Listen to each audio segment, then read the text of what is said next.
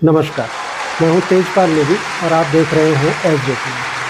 मित्रों, कला को एक मंच चाहिए होता है, प्रतिभा को एक मंच चाहिए होता है और वो मंच अगर मिल जाए तो हमारे गांव की, हमारे शहरों की वो प्रतिभाएं सामने आती हैं जिनको आपने कल्पना भी नहीं की होगी।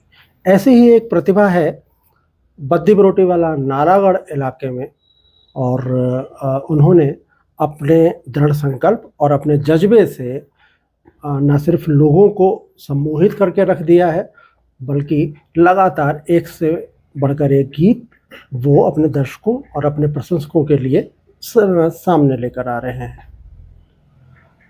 मैं बहुत ज़्यादा लंबा परिचय न देते हुए उनका नाम बताता हूँ। उनका नाम है पारस बैंस और इन्होंने अभी तक आधा दर्जन से ज़्यादा गीत यूट्यूब पर रिलीज़ किए हैं और दर्शकों का प्रतिसाद अगर हम कहें तो उनको भरपूर मिला है।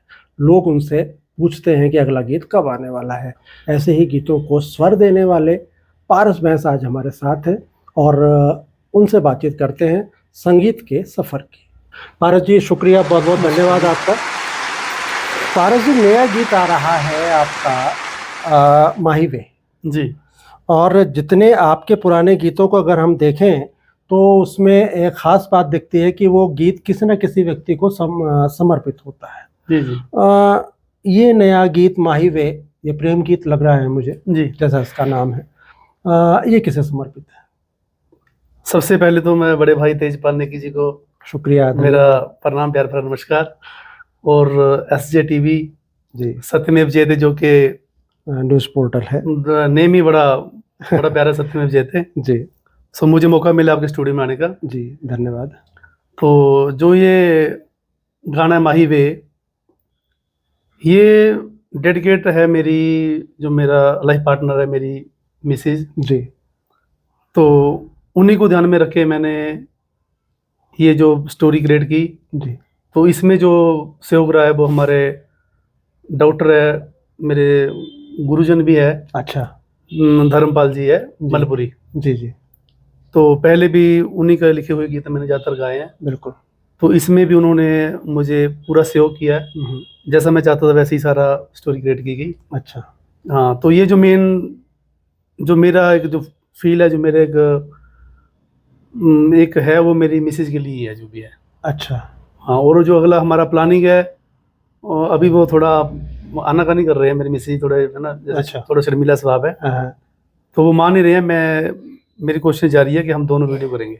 अच्छा, वीडियो भी आप पति दोनों पत्नी ही दोनों करेंगे? हाँ, दोनों तो ये करेंगे। तो आपके प्रशंसकों के लिए और अच्छी बात होगी, एक तरह का गिफ्ट होगा, उपहार होगा। जी, जी। और कब तक इसके वीडियो आ जाने की उम्मीद है? बस सर, थोड़ा मौसम क्लियर हो जाए, थोड़ा मौसम को देखते हुए थोड़ा इसको डिले कर रहे हैं, जी, क्योंकि जो हमारे वीडियो डायरेक्टर है वो बोल रहे हैं कि अगर इसको हम खुले में करेंगे ना, जैसे वादियाँ जी, पहाड़ों में करेंगे, जी, जी, जी, तो थोड़ा बढ़िया जो गाने की डिमांड है जी, वो पहाड़ों की है, वादियों की है, क्योंकि प्रेम सॉन्ग है, प्यार की बातचीत है ना। अपना जो जिसको हम सबसे ज़्यादा प्यार करते हैं ना, चाहे कोई भी हमारा वो कोई चाहे भी वो, हो हाँ, सकता कोई है। भी हो, भाई हो, बहन हो, है ना, बिल्कुल, बिल्कुल। तो उनके लिए है ये। तो जो मेरा है, मैंने मिसेज को अपने दिल दिमाग में रखे तब गाना गाया है। और अगर आपको आपत्ति ना हो तो हमारे दर्शकों के लिए इस गीत की कुछ लाइनें गुनगुना सकते हैं? बिल्कुल जी, बिल्कुल जी। माही तू दिल विच बस गया ए, तेरा ही नाम रट लिया ए, भुलदी नहीं ओ सूरत सोहनी मेरी अखियां नू, माही तू मरम मेरे दिल दा, माही तू वे माही तू। क्या बात, बहुत सुंदर। ऐसे करके, थैंक यू।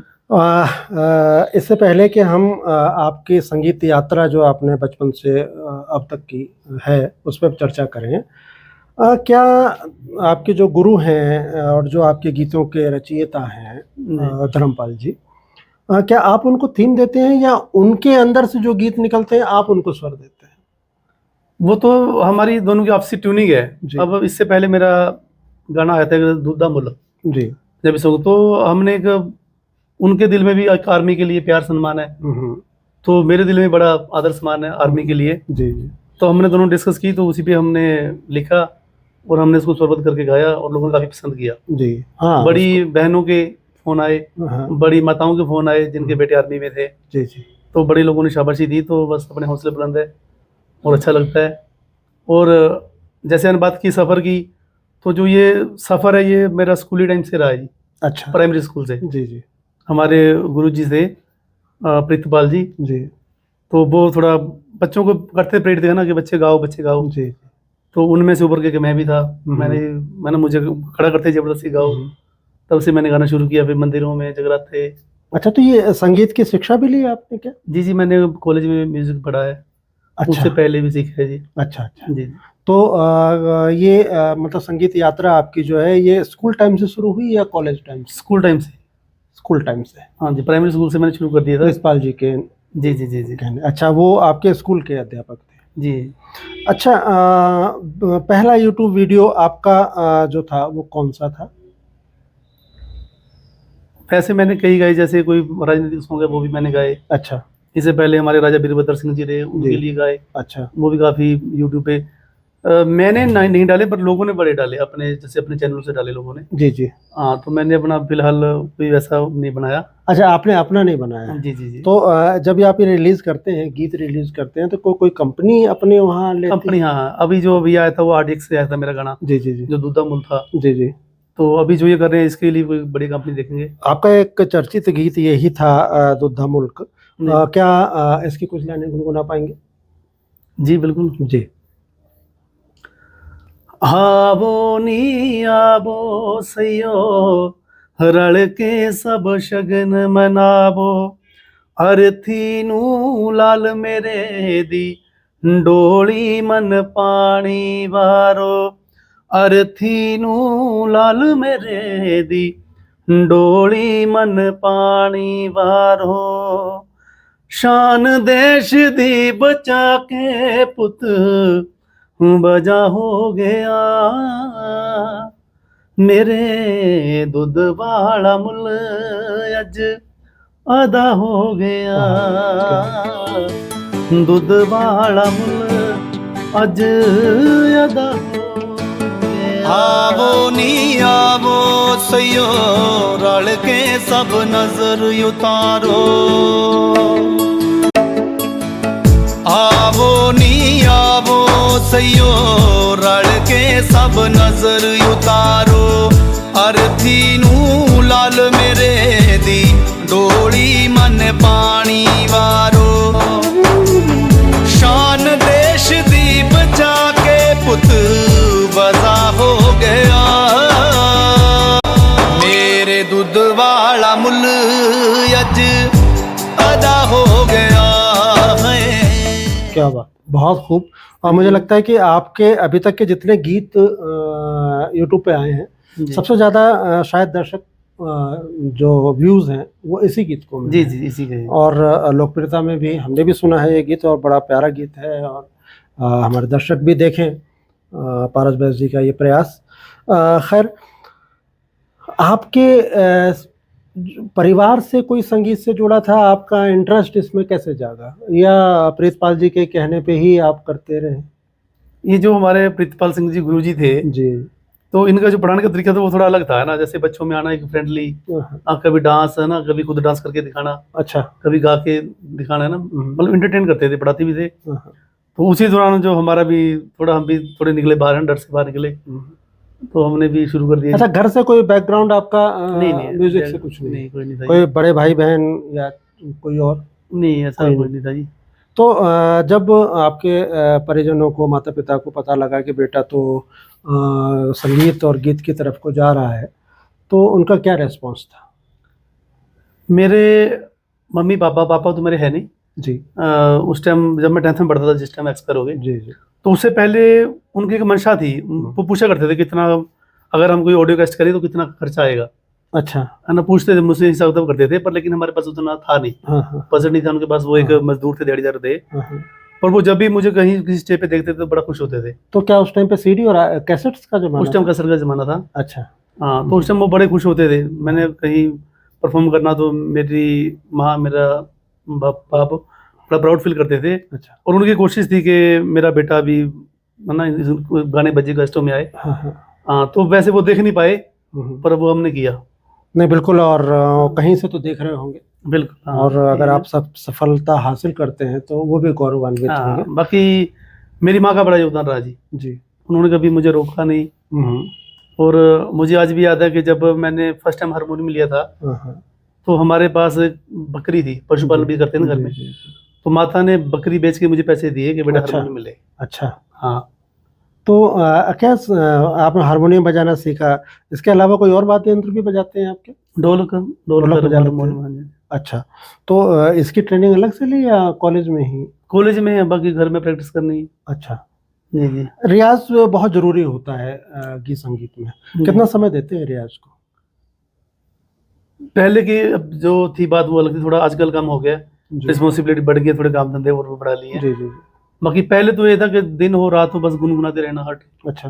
हाँ, अब थोड़ा काम कम हो गया है, हाँ हाँ। थोड़ा और फंस गए हैं थोड़े, हाँ हाँ बिल्कुल। उलझ गए हैं। हाँ। जिंदगी की और भी जी जिम्मेदारियां जी हैं, जी, जीवन है, बच्चे हैं, तो बिल्कुल घर बिल्कुल। परिवार कितने सारा। बच्चे हैं पारस जी? मेरे पास 4 बच्चे हैं, 3 बेटियां, 1 बेटा है। क्या बात है। और मतलब गीत संगीत को प्रोफेशनली अपनाना चाहते हैं? ये मेरा फिलहाल तो मैं एज ए शौक के तौर पे कर रहा हूँ, जी। पर इसमें मेरे बच्चे, जैसे मेरा बेटा बहुत अच्छा गाता है, बेटी अच्छा। बहुत अच्छा गाती है। अच्छा। हाँ, और साथ साथ में बेटी को कुश्ती का शौक है, बेटा हाँ हाँ। अखाड़े में जाते हैं बच्चे, बढ़िया। अच्छा। बड़ी बेटी पढ़ने में बड़ी, वो है, फर्स्ट डिवीजन पास होती है। अच्छा। हाँ, तो अब मैं नहीं कर पाया, हम्म। वो मैं अपने बच्चों में ढूंढ रहा हूँ कि मेरे बच्चे करें कल को। क्या बात है। जी। और बच्चे आपकी सारी उम्मीदों को पूरा करें, ये हमारी शुभकामनाएं। हमें थोड़ा सा ये बताइए, चूंकि आप पंजाबी गीत गाते हैं, जी पंजाबी गीतों में जो अधिकांश दिखता है धूम धड़ाका, जी और साथ में हथियारों का प्रदर्शन। जी मेरे कई पंजाबी गायकों से भी बात हुई, और उन्होंने भी कहा कि बहुत आवश्यकता है सख्ती से जी कि कम से कम हम इधर से हथियारों से बाहर निकलें। हथियार और शराब, जी जिस तरह से शराब का और हथियारों का महिमा मंडन किया जाता है, ये आपको कितना सही लगता है? देखो जी, मैं जो हूँ एक, मैं कुदरत को मानने वाला इंसान हूँ, जी और मैं सत्य प्रेमी हूँ ना, जो सच है बस वो दिखना चाहिए, जी। है नहीं। हो क्या रहा है कि सत्य को छुपाया जा रहा है, जो फ्रॉड है उस चीज़ को ज़्यादा, बिल्कुल है ना, ज़्यादा प्रमोट किया जा रहा है। बिल्कुल। तो अगर बात करूँ, वेपन की बात करें, हथियारों की बात करें, जी जी। तो बड़े शौक है ना, मित्र शौक हथियारों का, ये करते वो करते हैं, हाँ, है ना, वहाँ फायर करते हैं, वहाँ ये बिल्कुल करते हैं, बिल्कुल जो भी है। बिल्कुल। तो आई थिंक ऐसा नहीं, ये जो हमने फील किया है कि अगर कोई बंदा हथियार उठाता है, मेरे भी एक सॉन्ग आया था, शौक नहीं मजबूरी हाथ हथियार फड़ा देने। जी जी, मैं सुनना जब चाह बंदा रहा था। मजबूर हो जाता है ना जी, अगर हम बात करें, अब फूलन देवी थी, है ना, हाँ, तो जिस हाथों ने चूड़ियाँ पहननी थी, रोटी बनानी थी, है ना, कोई घर के काम करने, वो मजबूर हो गया वेपन उठाने पे। तो ये मजबूरी होती है ना, शौक नहीं होते, शौक तो वैसे कहने की बात। अब हमारे आर्मी फौजी भाई हैं, उनका क्या दिल करता है किसको मार दिया होता है, बिल्कुल बिल्कुल नहीं मारेंगे, मजबूरी बनती है तब उठाते हैं। बिल्कुल बिल्कुल। तो ये कि सत्य जैसा है उसको वैसा अगर प्रमोट किया जाए तो हाँ, ज्यादा क्योंकि बढ़िया। पंजाब की एक छवि बनती जा रही है जी। कि या तो ये शराब पी के फिट रहते हैं, जी जी, जिसको आप हमारी भाषा में बोलते हैं टल्ली रहते हैं, चल जी जी और पंजाबी में बोलते हैं मचे रहते हैं, या फिर ये है कि हथियार लेके गोलीबारी करते रहते हैं, जो गीतों में दिखाया जाता है। तो उससे पंजाब का जो असली रूप है, जो उनकी मेहनत है, जो जिस तरह से उन्होंने अनाज से पूरे देश का धन धान्य भरा है, जी जी, वो चीज़ें दबी रह जाती हैं। उनकी जो वीरों वाली बात है, वो लड़कों की उछल कूद के सामने, हथियारों के प्रदर्शन के सामने फिर वो दब जाती हैं। तो कोशिश ये करें, मुझे लगता है कि वो चीज़ें उभारें जो हमारे इतिहास में गरिमामय है, जिससे हमारा पंजाब का वो भी हो। और आपके गीतों में तो खैर बेहतरीन गीत आपके आ रहे हैं। आपने जिक्र भी किया, बाबा साहब अम्बेडकर को आपने समर्पित गीत लिखा था जी। एक बार जरा गुनगुनाएंगे और इस पे भी बात करते हैं। बाबा साहब का था जी। बाबा साहब के लिए जैसे हमने पढ़ा क्योंकि हमें स्कूल में तो पढ़ाया नहीं जाता है ना, क्योंकि हर टाइम उनको दबाया गया। जिन चीज़ों को उभारने की जरूरत है ना, अगर हम बात कर रहे थे जो पंजाबी विरसा है, बिल्कुल। इसमें बड़े शूरवीर हुए हैं। हाँ शहीद उधम सिंह की बात कर लो, बिल्कुल, भगत हाँ। सिंह की बात कर लो, हाँ तीन महाराजा रणजीत सिंह हो गए। हाँ। तो इन लोगों को छुपा के रखा जाता है, इनको बताया नहीं जाता। अब हमें उपलब्धियां गिनाई जाती है कि देश आज़ाद कैसे हुआ, ये नहीं बताया जाता कि देश गुलाम कैसे हुआ। बिल्कुल है ना? सही, बिल्कुल सही। तो ये बड़ी बातें हैं। अब जैसे बाबा साहब के बारे में हमने पढ़ा, वो हमारे देश के लिए क्या कर गए, है नहीं। अब तब ये थोड़ा, ये मैंने लिखा गाना, जी। बाबा भीमराव अंबेडकर भारत देश दे रहबर खास, दिते हक बराबर सबनू रच दिता ए इतिहास, साडा ज्ञान ते मान वधा गए, साडा ज्ञान ते मान वधा गए, संत शिरोमणि रविदास, साडा ज्ञान ते मान वधा गए। क्या बात। तो ऐसे ऐसे करके जो इसका लास्ट अंतर है, जी। 2 अंतर और भी मैं लास्ट वाला सुना रहा हूँ। जी जी जी।